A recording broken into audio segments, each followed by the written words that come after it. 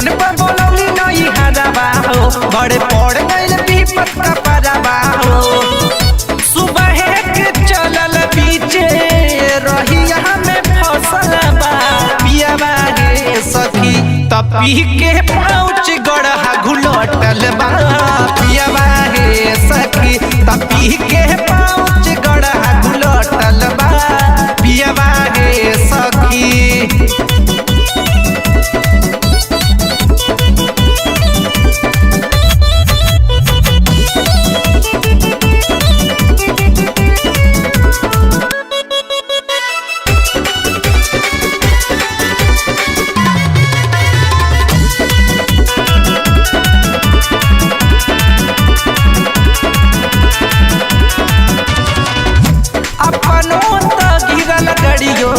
के तुरल सडीगी कसहु निकल बहिनी बलम के रसरी से खींची,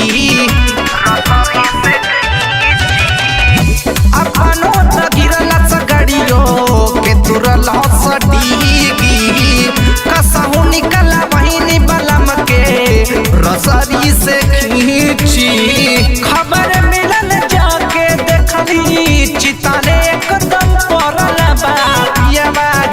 सखी तपी के पाउच गड़हा घुलटल बा, पियवा हे सखी तपी के पाउच गड़हा घुलटल बा, पियवा हे सखी।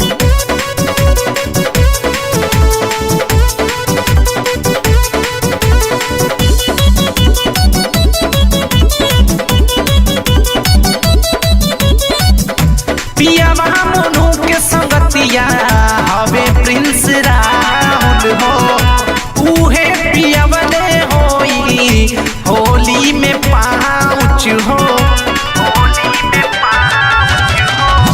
पियवा मोनू के संगतिया हवे प्रिंस राहुल हो, उहे पियवले होई होली में पाउच हो। फाटल बा जींस कुर्ता बटम सारा टूटल बा, पियवा हे सखी तपी के पाउच गड़हा घुलटल बा, पियवा हे सखी तपी के पाउच गड़हा घुलटल बा, पियवा हे सखी। पहला होली में बोलैली नहीं हरबा हो, बड़े पड़ गइल विपत का